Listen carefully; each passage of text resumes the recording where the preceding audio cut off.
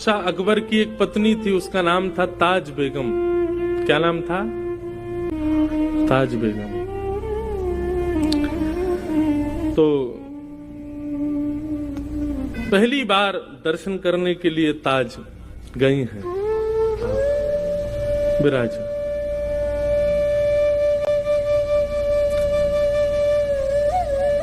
बोलो वृंदावन बिहारी लाल की। बहुत ध्यान से सुनना। ताज बेगम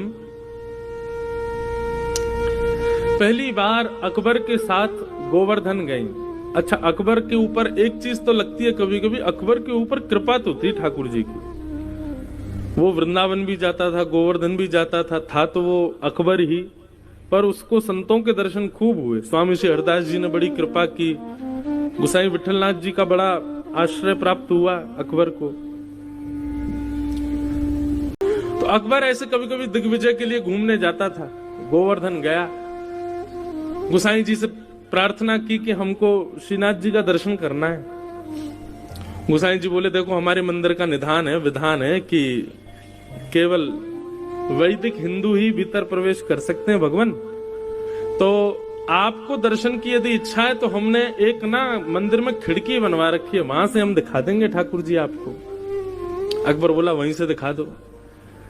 तो अकबर ने वहां से ठाकुर जी को देखा, ठाकुर जी को दर्शन करके वो चला गया। जैसे ही ताज बेगम बैठी उस खिड़की में और जैसे ही उस झरोके में से ठाकुर जी को देखा, अब तो स्थिति हो गई कि नेत्र बंद करे और वही छवि दिखाई दे ठाकुर जी की। यही पीछे जो छवि, ये गोवर्धन नाथ स्वरूप ठाकुर जी का, यही छवि दिखे। अब तो वो जहां जाए उसको वृक्षों की भी आकृति ऐसी दिखाई दे, वो रोटी भी देखे तो रोटी की आकृति भी ऐसी दिखाई दे। जहां देखे जित देखूं उतित श्याममयी, जहां देखे वहां श्याम सुंदर दिख रहे हैं। अब इसको आप क्या कहोगे बताओ? ताज बेगम का ना तो संग अच्छा, ना कुल अच्छा, ना परवरिश अच्छी, लेकिन फिर भी ठाकुर जी के प्रति प्रेम। इसको ये कहते हैं कि ताज बेगम नहीं गई है ठाकुर जी के पास, ताज बेगम का मन नहीं लगा है, ठाकुर जी का मन लग गया है ताज बेगम में। ये कहते हैं, इसको कहते हैं भगवत प्रीति। एक तो होता है हमको ठाकुर जी प्रिय लगते हैं, एक होता है ठाकुर जी को हम प्रिय लगे। ये कथा आदि इसलिए है भैया, हम लोग ताज बेगम जैसे तो नहीं है। ताज बेगम का जरूर पूर्व जन्म का कोई सत्कर्म होगा कि ठाकुर जी को प्रिय लगी, पर ये कथा आदि हम इसीलिए सुनते हैं ठाकुर जी को हम प्रिय लगे, हमें देख के ठाकुर जी रीझ जाए। ताज बेगम को खूब ज्वर चढ़ने लगा, बुखार आने लगा। बादशाह ने खूब वैद्य बुलाए, हकीम बुलाए, लेकिन कोई ठीक नहीं कर पाया। एक दिन बादशाह से जाकर के ताज बेगम ने अपने मन की बात कही,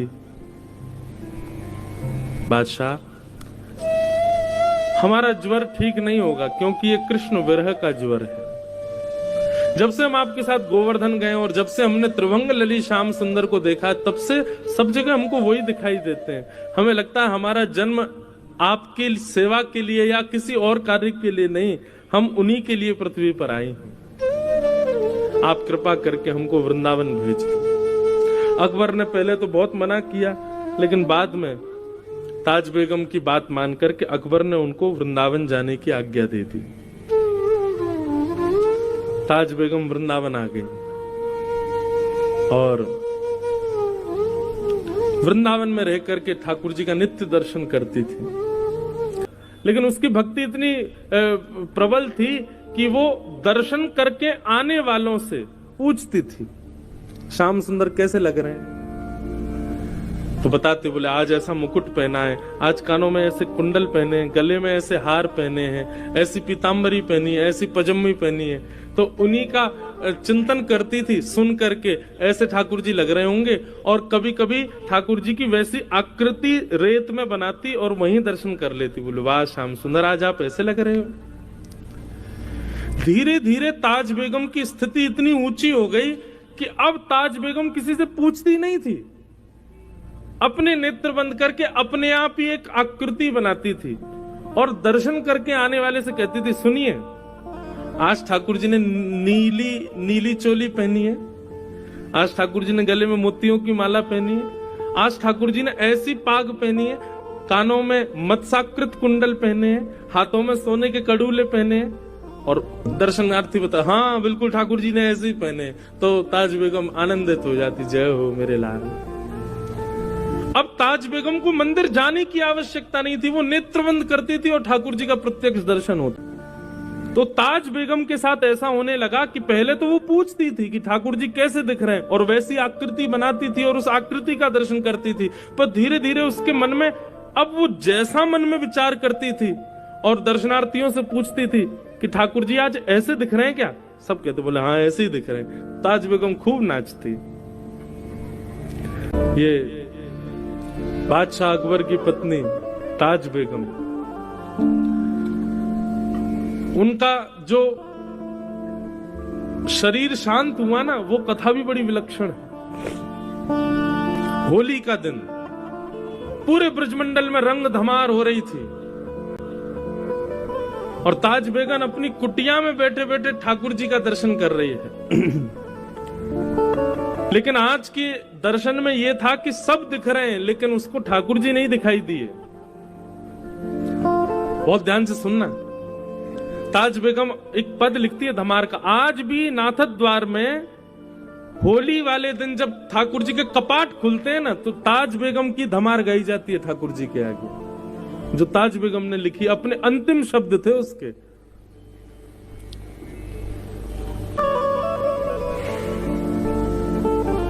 बहुरी ढप बाज रहे, ऐसे उसका प्रारंभ है, बहुरी ढप बाज रहे। ढप बजते हैं ना हमारे वृंदावन में जब होली होती है, तो गाते गाते वो पूरे ब्रज का वर्णन करती है। नंद बाबा अबीर उड़ा रहे हैं, यशोदा मैया गुलाल उड़ा रही हैं, गोपियां एक दूसरे के गाल पे गुलाल लगा रही हैं, अरे कहां तक गए, गैया भी एक दूसरे से अपने अंग को रिगड़ करके होली खेल रही हैं, ग्वाल बाल सब यमुना जी में कूद रहे हैं। इस प्रकार पूरे ब्रज का दर्शन करते हुए अचानक लिखते लिखते वो रुक गई।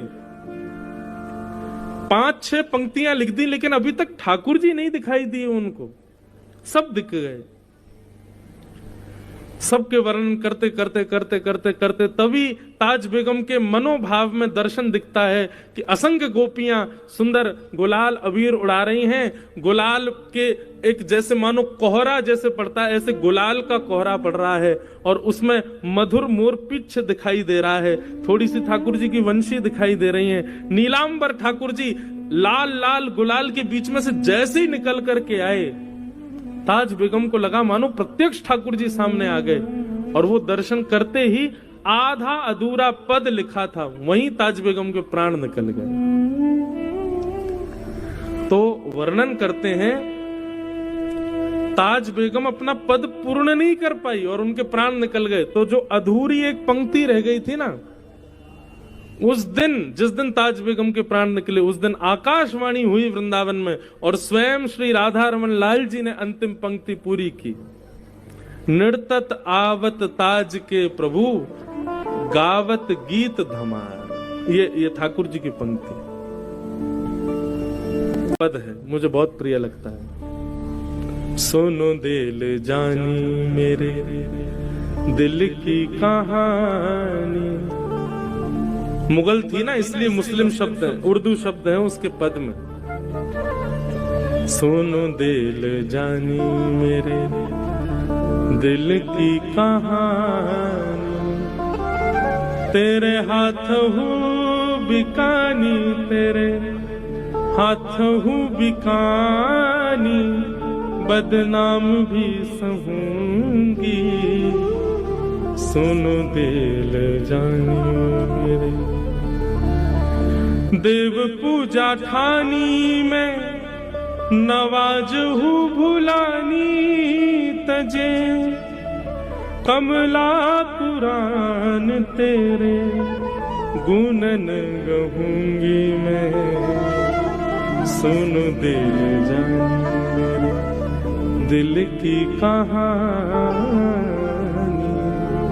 तेरे हाथ हूँ बिकानी, तेरे हाथ हूँ बिकानी, बदनाम भी सहूंगी। सुनो दिल जानी। नंद के कुमार कुर्बान तेरी सूरत पे, नंद के कुमार कुर्बान तेरी सूरत पे।